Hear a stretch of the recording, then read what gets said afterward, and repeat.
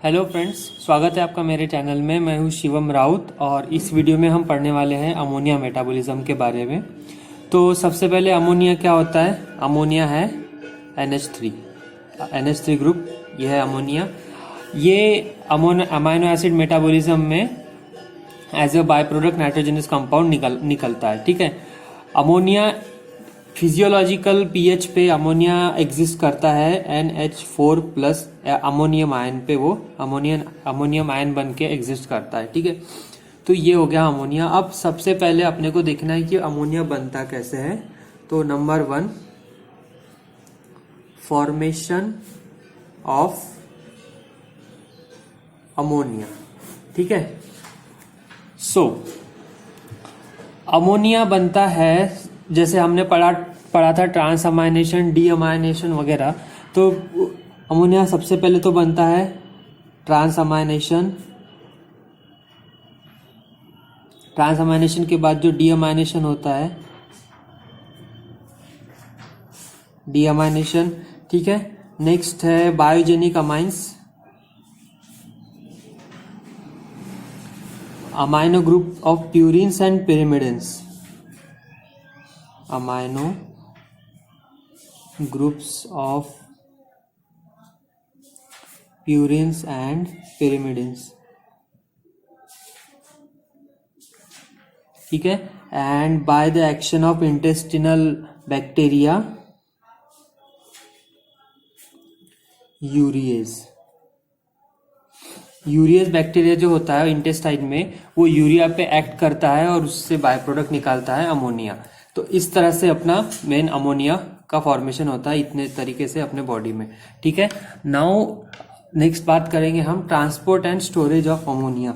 इसका ट्रांसपोर्ट और स्टोरेज कैसे कैसे कहाँ होता है वो। ठीक है। तो transport and storage of ammonia. ठीक है। सबसे पहले जितना भी इसका प्रोडक्शन होता है अमोनिया का, इसके प्रोडक्शन जितना भी हो उसके बावजूद भी इसका कॉन्सेंट्रेशन है वो अपने बॉडी में ज़्यादा बढ़ता नहीं है। वो एक स्टेबल कॉन्सेंट्रेशन अपने बॉडी में बनाए रखते हैं। वो कितना होता है? तो इसका कॉन्सेंट्रेशन होता है 10 to 20 मिलीग्राम पर DL। ठीक है। 10 to 20 मिलीग्राम पर DL इतना इसका एक स्टेबल कॉन्सेंट्रेशन बॉडी में बनाए रखता है। तो इसके कुछ मैकेनिज्म्स है बॉडी में जिससे इसका प्रोडक्शन और यूटिलाइजेशन पूरा बैलेंस में रखते हैं। ठीक है। नाउ इसका जो ट्रांसपोर्ट जो है इसका बॉडी में between tissues and liver, transport between tissues and liver, ये एज अ डायरेक्ट अमोनिया के फॉर्म में नहीं होता है। ठीक है। वो ग्लूटामिन और एलानिन ऐसे दो अमाइनो एसिड्स में इसको डाल के उसका ट्रांसपोर्ट किया जाता है। ठीक है। इन फॉर्म ऑफ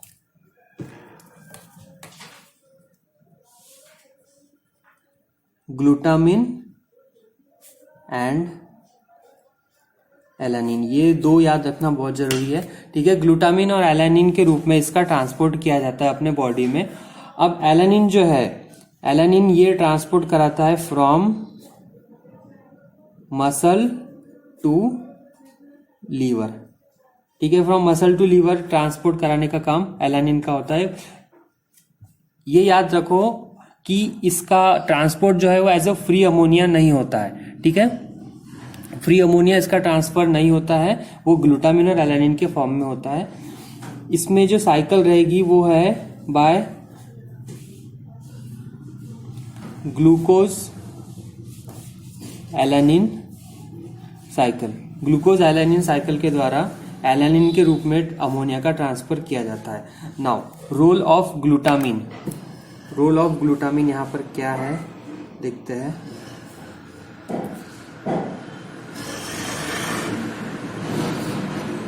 ठीक है। तो सबसे पहले अपने बॉडी का जो मेन स्टोर हाउस है अमोनिया का वो है ग्लूटामिन। ठीक है। ये है अपने बॉडी का अमोनिया का स्टोर हाउस ऑफ अमोनिया। ठीक है। इसका कॉन्सेंट्रेशन रहता है अपने बॉडी में 8 मिलीग्राम पर DL, जो कि सभी अमाइनो एसिड्स में सबसे ज्यादा कॉन्सेंट्रेशन रहता है ग्लूटामिन का।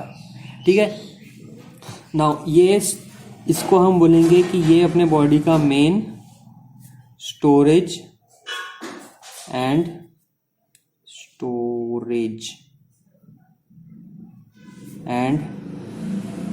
Transport form of NH3, storage and transport form of NH3। इसी ये बनता कहाँ है? ठीक है, तो synthesis occur in liver, brain and muscle. ये कहाँ बनता है? तो ये बनेगा लीवर, ब्रेन और मसल में ग्लूटामिन का सिंथेसिस होता है। ठीक है, now ammonia is removed from the brain predominantly as glutamine. Brain में से जब अमोनिया का रिमूवल करना है अपने को, तो वो उसका मेन ग्लूटामिन के फॉर्म में ही अमोनिया ब्रेन से निकाला जाता है। ठीक है, तो ये हो गया ammonia is removed from the brain predominantly as glutamine. Now glutamine is freely diffusible in tissues and hence easily transported. ये टिश्यूज में फ्रीली डिफ्यूज हो जाता है, इसीलिए वो आसानी से ट्रांसपोर्ट किया जा सकता है। नाउ ये जो है ग्लूटामिन, इसके कुछ रिएक्शंस अपन जान लेते हैं। तो सबसे पहला ये देखेंगे कि ग्लूटामिन बनता कैसे है। तो ग्लूटामेट जो होता है, glutamate plus ammonia in the presence of enzyme glutamine synthase, glutamine synthase, तो ये बनाता है ग्लूटामिन। ठीक है, नाउ जो ग्लूटामिन है in the presence of enzyme glutaminase, ये देता है अमोनिया। ठीक है, तो इस तरह से ये हो गया अपना role of glutamine. Now next point है फंक्शन ऑफ अमोनिया। अमोनिया के क्या फंक्शन है वो देखते हैं। Functions of ammonia. ठीक है, तो अमोनिया जो है अपने बॉडी में ये एकदम पूरा वेस्ट प्रोडक्ट ही नहीं है। ठीक है, बाकी चीजों में भी कुछ ऐसे सिंथेसिस करना हो उसमें भी इसका काम आता है। वेस्ट प्रोडक्ट तो है ही नाइट्रोजन मेटाबॉलिज्म का, लेकिन ये पूरा वेस्ट भी नहीं होता है, कुछ काम भी आता है। ठीक है, तो सिंथेसिस ऑफ क्या क्या सिंथेसिस करता है ये? तो नॉन एसेंशियल अमाइनो एसिड्स बनाने में नॉन एसेंशियल अमाइनो एसिड्स, फिर दूसरा हो गया purines, pyrimidines, amino sugars, asparagine,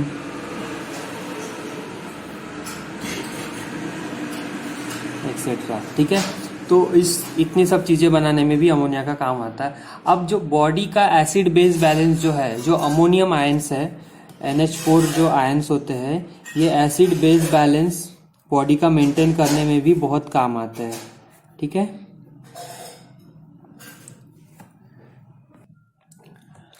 now fourth point है डिस्पोजल ऑफ अमोनिया। ठीक है, तो जैसे अमोनिया अपने बॉडी में बना, तो अब उसको एक्सक्रीट भी करना पड़ेगा अपने को। ठीक है, तो उसके क्या मैकेनिज्म्स है, वो कहा किस किस एनिमल्स में कैसे कैसे होता है, वो अपन जान लेते हैं। तो सबसे पहला है अमोनियोटेलिक एनिमल्स। ठीक है, अमोनियोटेलिक एनिमल, तो ऐसे एनिमल्स जो डायरेक्टली अमोनिया सराउंडिंग में एक्सक्रीट करते हैं, ऐसे हो गए अमोनियोटेलिक एनिमल। इसमें आता है एक्वेटिक एनिमल्स।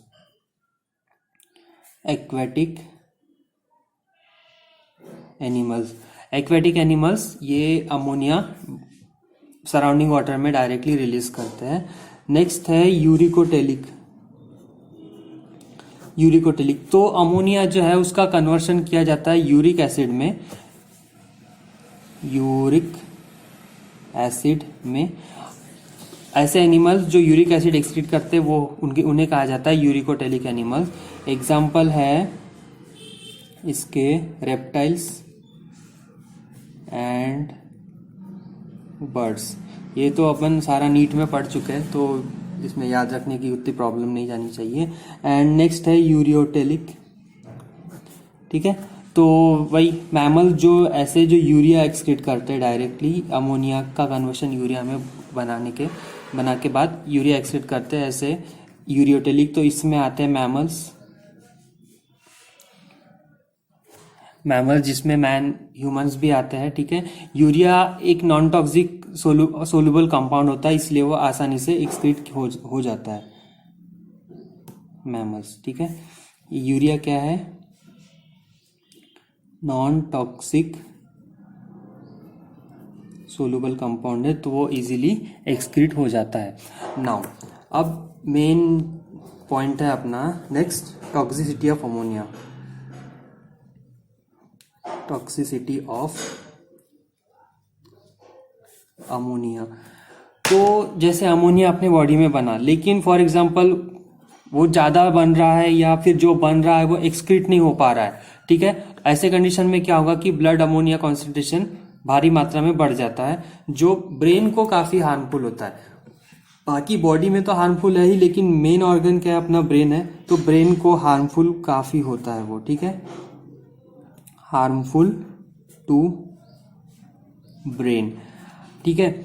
इससे क्या क्या कंडीशन आ सकती है? तो स्लरिंग ऑफ स्पीच, ब्लरिंग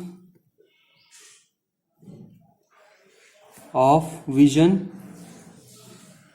ठीक है, ट्रेमर्स, इतना सब कुछ हो सकता है। अगर ये ठीक नहीं किया गया, ठीक है, तो इससे कोमा में भी जा सकता है इंसान, और कोमा से डेथ भी हो सकती है। इतना ये खतरनाक होता है हाइपर अमोनीमिया, ठीक है। तो ब्लड में अमोनिया का कॉन्सेंट्रेशन बढ़ना या नहीं, हाइपर अमोनीमिया, ठीक है। हाइपर अमोनीमिया, ठीक है। अब हाइपर अमोनीमिया जो है ये या तो जेनेटिक हो सकता है या एक्वायर्ड हो सकता है, ठीक है। या तो ये जेनेटिक हो सकता है या एक्वायर्ड हो सकता है, ठीक है। नाउ जेनेटिक कब होगा? जैसे यूरिया है, तो यूरिया सिंथेसिस जो होता है, ठीक है, अमोनिया से यूरिया सिंथेसिस होता है। अगर यूरिया सिंथेसिस के कुछ एंजाइम्स में प्रॉब्लम आती है, तब जाके अमोनिया से यूरिया नहीं बन पाएगा, उसके कारण अमोनिया बॉडी में एक्यूमुलेट होना शुरू हो जाएगा। तो ये हो गया जेनेटिक डिफेक्ट, ठीक है। ये जो है, अब इससे क्या क्या हो सकता है? तो इससे हेपेटिक कोमा और मेंटल रिटार्डेशन भी हो सकता है। जेनेटिक इससे होता है hepatic coma and mental retardation, इतनी सब डेंजरस कंडीशन इसमें आ सकती है। एक्वायर्ड में हम कब बोलेंगे? तो ये होता है हेपेटाइटिस में और अल्कोहलिज्म एक्सेट्रा। तो हेपेटाइटिस या अल्कोहलिज्म या ऐसी कोई भी चीज जो लीवर को डैमेज करती है, वो ऐसी सारे फैक्टर्स इसमें आ जाएंगे जहां पे यूरिया सिंथेसिस नहीं हो पाता है मेन, इसलिए अमोनिया एक्यूमुलेट होता है, ठीक है। नाउ अमोनिया की जो टॉक्सिसिटी है वो क्यों होती है ये जान लेते हैं। तो अपने पास एक रिएक्शन है alpha keto glutarate plus ammonia, ये देता है ग्लूटामेट। ये रिवर्सिबल रिएक्शन है, ठीक है। तो ये रिएक्शन है। नाउ अब हम इसमें देखते हैं कि अगर अमोनिया का कॉन्सेंट्रेशन यहाँ पे बढ़ जाता है, ठीक है, अमोनिया का कॉन्सेंट्रेशन यहाँ पे बढ़ जाता है, तो रिएक्शन किधर शिफ्ट होगा? रिएक्शन होगा राइट साइड में शिफ्ट होगा। ज्यादा से ज्यादा अल्फा कीटो ग्लूटारेट का यूटिलाइज किया जाएगा और वो होगा ग्लूटामेट के तरफ शिफ्ट, ठीक है। तो इससे क्या होगा कि ग्लूटामेट के जो रिजर्व है वो कम, अल्फा कीटो ग्लूटारेट के रिजर्व कम हो जाएंगे, ग्लूटामेट बढ़ जाएगा। अल्फा कीटो ग्लूटारेट जो है ये टीसीए साइकिल का इंटरमीडिएट है। टीसीए साइकिल में अल्फा कीटोग्लूटारेट रहता है, ठीक है। अगर अल्फा कीटोग्लूटारेट नहीं है तो टीसीए साइकिल ठीक से नहीं हो पाएगी, ठीक है। टीसीए साइकिल डैमेज लिख देंगे अपन, ठीक है। टीसीए साइकिल डैमेज हो जाएंगी। अब टीसीए साइकिल डैमेज नहीं हुई, टीसीए साइकिल अपने बॉडी की मेन साइकिल है जो एनर्जी प्रोडक्शन के लिए काम आती है। तो अगर एनर्जी प्रोडक्शन नहीं हो रहा है तो ब्रेन को एनर्जी नहीं मिलेगा, ठीक है। और इसी कारण से जो सारे इफेक्ट है वो मेन सारे जो भी कंडीशन होती है हाइपर अमोनीमिया में, उसका मेन रीजन यही है कि एनर्जी लेवल अपने बॉडी के डिप्लीट हो जाते हैं और उसी कारण से अपना ब्रेन भी डैमेज होता है। क्योंकि ब्रेन को ही तो सबसे ज्यादा एनर्जी लगती है अपने बॉडी में, जितनी भी एनर्जी उसकी मैक्सिमम एनर्जी, तो एक छोटा सा ऑर्गन होने के बावजूद भी काफी एनर्जी लगना ये ब्रेन का ही तो काम है। इसीलिए ब्रेन इसमें सबसे ज्यादा डैमेज होता है, ठीक है, क्योंकि एटीपी फॉर्मेशन नहीं होता। एटीपी फॉर्मेशन कम हो जाता है, उसी कारण से ये हाइपर अमोनिया के हम सिम्टम्स अपने को देखने को मिलते हैं। अब टॉक्सिसिटी हो गई तो इसको रिमूव कैसे करेंगे ये देखते हैं। Trapping and elimination of ammonia. So इसमें क्या होता है, जब प्लाज्मा अमोनिया लेवल काफी बढ़ जाता है तो इंट्रावेनस एडमिनिस्ट्रेशन आईवी देते हैं सोडियम बेंजोएट का और फिनाइल लैक्टेट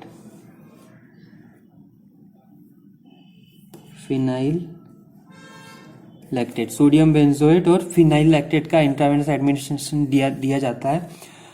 और ये कंपाउंड जो है वो कंडेंस होते हैं, ये ग्लाइसिन के साथ कंडेंस होगा और ये ग्लूटामेट के साथ कंडेंस होगा जो वाटर सोल्यूबल प्रोडक्ट्स बनाता है और वो आगे जाके एक्सक्रीट किए जाते हैं। तो इसमें लिख ही देते हैं